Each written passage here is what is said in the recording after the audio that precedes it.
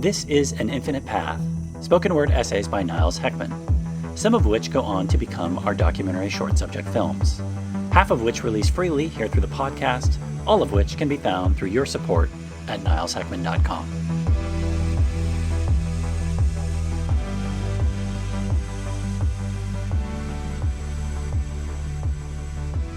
At its core, a pledge is an act of binding the self through the spoken word.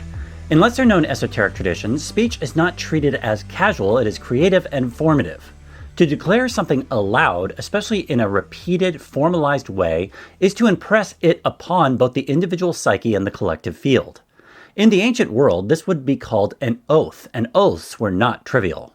This is why presidents have to take an oath. They were, and still are, understood as acts that link the speaker to a principle or cosmic order, and if violated, well, it is a curious thing that language, mere sound shaped by the tongue, can become a ritual of such enormous psychological gravity. The Pledge of Allegiance of the United States, recited by children in classrooms before they have any real conception of the world, is not simply a benign civic exercise. It is, in many ways, an initiation into a narrative, one that quietly encodes assumptions about authority, identity, and the structure of the world. When one says, "I pledge allegiance," they are not merely expressing affection or appreciation. Allegiance is an ancient and heavy word with feudal overtones. It implies a bond of loyalty between a subject and supposed sovereign. It is not the language of liberty or free association, it is the language of hierarchy. And so, from the very first phrase, the individual is placed into a relationship. Not with a community of living people, but with an abstraction, a flag, a symbol, an idea crystallized into iconography. Now consider the structure of the pledge. It starts very early in elementary school, basically in first grade. It is recited in unison, group synchronization. It involves a gesture, hand on the heart. It is directed towards a symbol, the flag. It affirms unity and identity, one nation, indivisible. From a ritual perspective, these elements matter. The symbol, the flag, functions much like banners in older traditions. A symbol condenses an abstract idea, nationhood, history, ideals, into visible form. Now, symbols are not trivial things. They are carriers of cultural DNA, both the good and, unfortunately, also the bad, the light and the shadow. So they are a focus point for attention and meaning for the whole spectrum of a nation's actions. The flag represents not just a set of principles, but a historical process, betterment, economic ambition, and far too often expansion and empire. To pledge allegiance to is to align oneself, consciously or not, with the totality of that process. It is to say, I am part of this structure and I affirm its legitimacy. The United States has made a lot of progress over the decades, but also has had many setbacks, being regress. Although having founding documents which come out of Enlightenment ideals, it is also still a militarized empire which was originally built on both the backs of hard work and slaves. Empires are supposed to be something else from older times, but if one truthfully looks at modern patterns of the United States, which are waning but still going, of global military presence, global economic influence, and oftentimes cultural dominance, it begins to resemble what earlier ages would have no hesitation calling imperial. The pledge gesture anchors the act in the body. Placing a hand over the heart subtly reinforces sincerity and emotional identification. But it was also not the original posture, as initially when first created, children were unwittingly rehearsing a gesture that history would soon render grotesque. The original salute that accompanied the Bellamy salute, introduced in the 1890s along with the Pledge of Allegiance, involved extending the right arm outward towards the flag, palm down.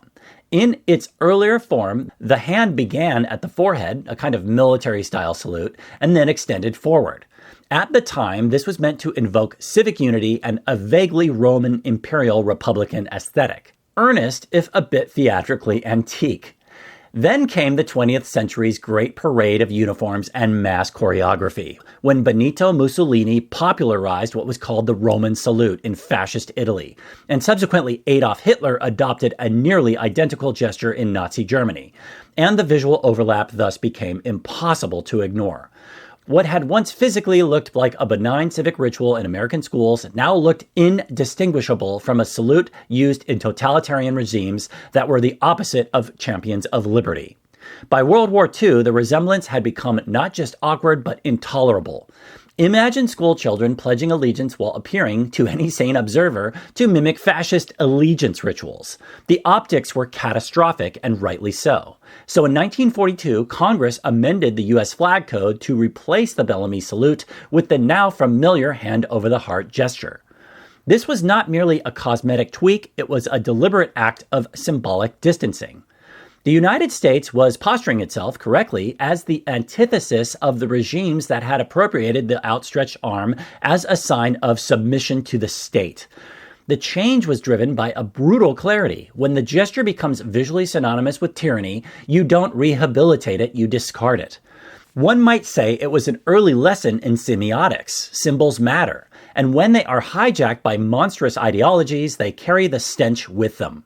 And so the hand went from being thrust outward in a rather alarming fashion to resting quite sensibly over the heart. Less theatrical, more sincere, and crucially, not liable to make American children look like extras in the Nazi propaganda film Triumph of Will. In ritual work, physical posture is used to align inner and outer states. What you do with the body influences the mind.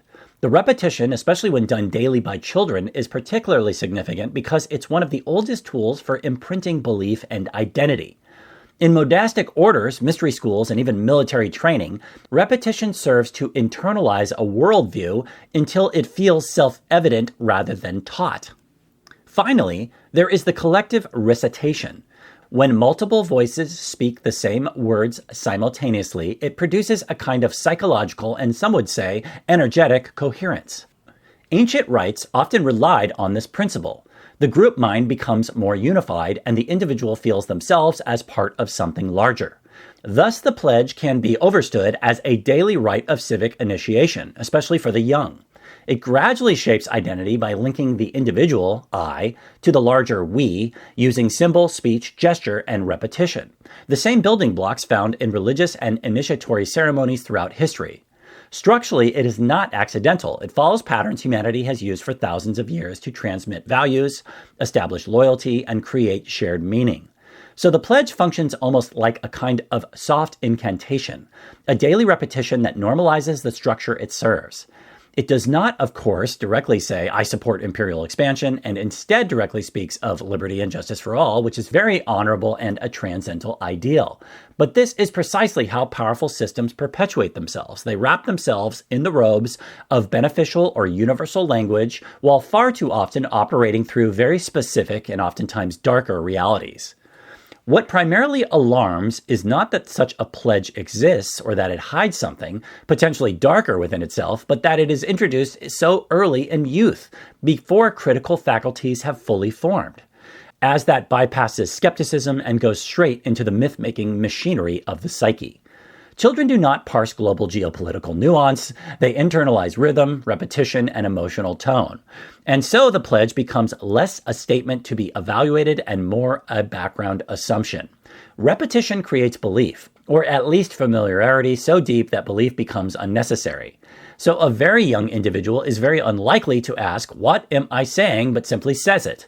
None of this means that participation in such a ritual is inherently malicious, or that those who recite it are consciously endorsing empire. One, of course, does not pledge to cloth and dye or to be a slave, but to the symbol of the flag, a kind of cultural wallpaper. In this sense, it resembles religious liturgy, not because it is theological, but because it operates on the same psychological level. Human beings live inside symbolic systems. We inherit them, we navigate them, and occasionally we question them. The real question is whether one becomes aware of the layers embedded in these rituals.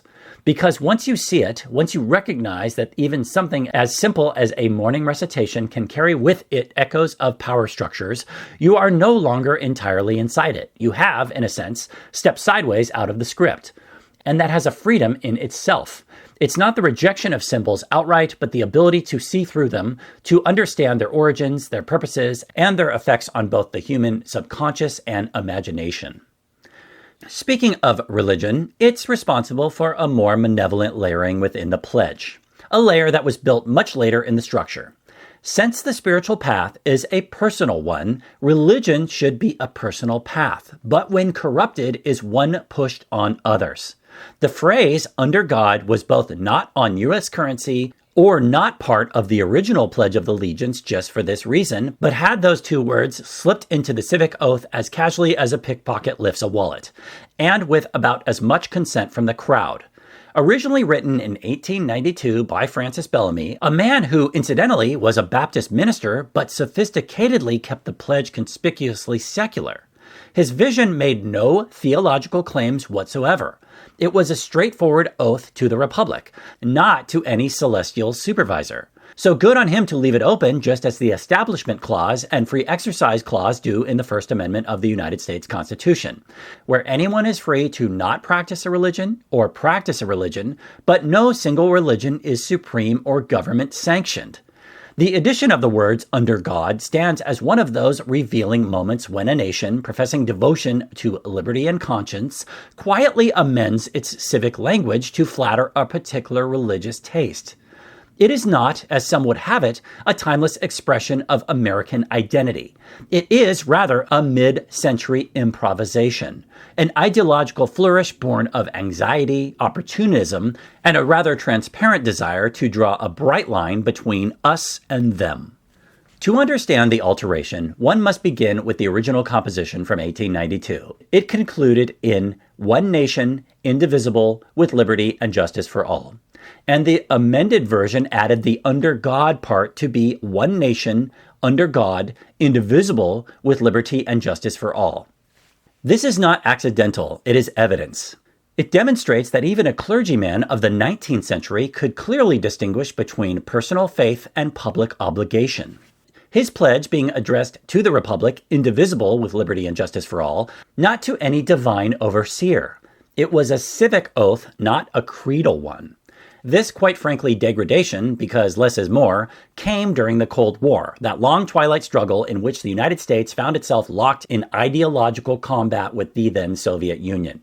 The Soviet regime was officially atheistic, being what regressives in the United States would call godless communists. And this provided American politicians with a convenient foil. So a false binary was created. If the enemy denied God, then America, so the D-reasoning went, must affirm God loudly and often, lest anyone confuse the two systems. It was not enough to champion democracy, pluralism, or individual rights. One now had to enlist the Almighty as a kind of celestial co-signer of the Constitution. Thus, under pressure from religious advocacy groups such as the Knights of Columbus, Congress amended the pledge. Dwight D. Eisenhower, who had only recently undergone baptism himself, one might note the timing, signed the change into law. He declared that the inclusion of "under God" would reaffirm the nation's spiritual heritage. So not only did Eisenhower not know what spirituality was, which is a system designed by nature, while religion is designed by man, it also begs the question, if such a heritage required legislative reinforcement in 1954, how secure could it have been in the first place? What is often presented as a benign nod to tradition is, in fact, a subtle but unmistakable shift in the nature of the pledge.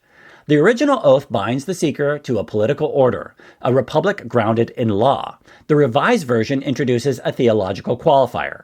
The nation is no longer merely indivisible, it is indivisible under God. This is not a decorative phrase. It tips the balance scale of free to be secular or free to be religious into being more religious. We noticed this when we were 8 years old having to say the pledge, the exact age our daughter is now. Why is this God thing in here, we thought? Because it's an insertion of imperial programming that places a nation and everyone in it under a dominator hierarchy, most often defined as male, and the political community is now said to exist within a hierarchy framework of this supposedly but incorrectly only XY chromosome divine authority. And here we encounter the celestial tension. The very first amendment of the United States, which begins with the very words, "Congress shall make no law respecting an establishment of religion or prohibiting the free exercise thereof." This is the irony. Religious people are totally free to practice their religion, is the separation of church and state. The principle does not demand hostility to religion, it demands neutrality. It insists that the state neither impose belief nor privilege of one metaphysical view over another. Yet the insertion of under God into daily, often school-led recitation, and again, places the thumb on the scale. Defenders of the phrase, who always just happen to be members of exoteric, outer, heavy-handed Abrahamic religion, frequently retreat into the language of triviality. It's ceremonial, or they say, or harmless, or just words. But this defense is curiously self-defeating. If the phrase is genuinely devoid of meaning, then its removal should provoke no outrage. And yet proposals to re-omit it are always met with fierce resistance, as though the Republic itself might collapse without this modest theological appendage. One cannot have it both ways. Either the phrase matters, in which case its imposition is questionable, or it does not, in which case its presentation is pointless. Inserting under God transforms what was a pledge to a political system into a subtle theological test. It incorrectly implies that true patriotism is somehow contingent upon belief, the etymology of which literally has lie in the middle of the word, or at least verbal compliance with belief. The regressive one-third of the United States population is called the Christian right, which is always trying to move backwards and chip away at the separation of church and state.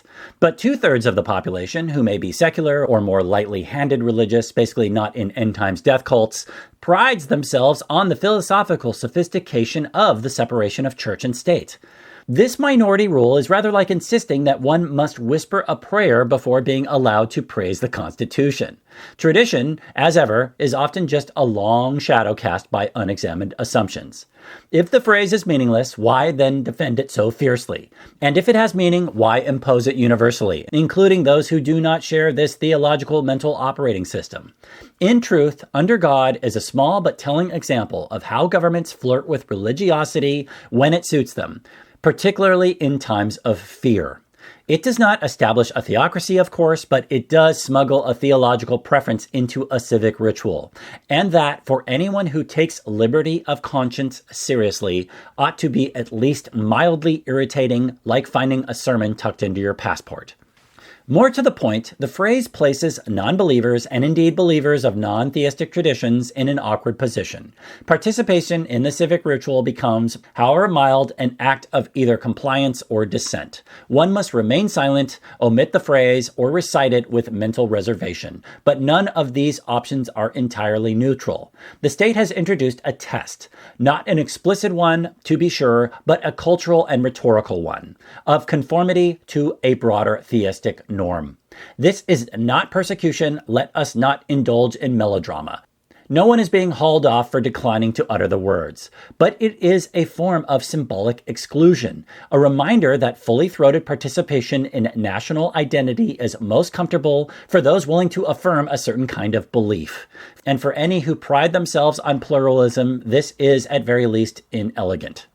By entangling itself with religious language, the state risks cheapening the very faith it seeks to honor. When God is invoked in a rote, compulsory context recited by schoolchildren who may not sincerely grasp the meaning, the invocation becomes mechanical. It is reduced from a matter of conviction to a matter of habit. One might argue that this actually does religion no favors. A deity enlisted for political pageantry begins to look less like an object of reverence and more like a mascot. In the end, the phrase "under God" tells us less about eternal truths than about historical circumstances. It is a relic of a particular moment when fear of an external enemy encouraged displays of internal unity, unity defined in part by off-balance religious expression. It still persists today, not because it is essential, but because it has become familiar. And familiarity, as ever, is a powerful anesthetic against critical thought. A genuinely confident nation, one secure in its principles and respectful of its diversity, would have little need to lace its civic oaths with theological assertions. It would trust its citizens to find meaning or not in their own non-theology or personal theology. It would recognize that liberty of conscience includes not only the freedom of personal experience or non-beliefs or beliefs, with full freedom to refrain. And so the question lingers, quietly but persistently. Does the Republic truly stand in need of divine sponsorship, or is it merely a habit acquired in a moment of ideological insecurity? If the former, one might worry about the strength of its foundations. If the latter, one might consider whether it's time to let the habit go.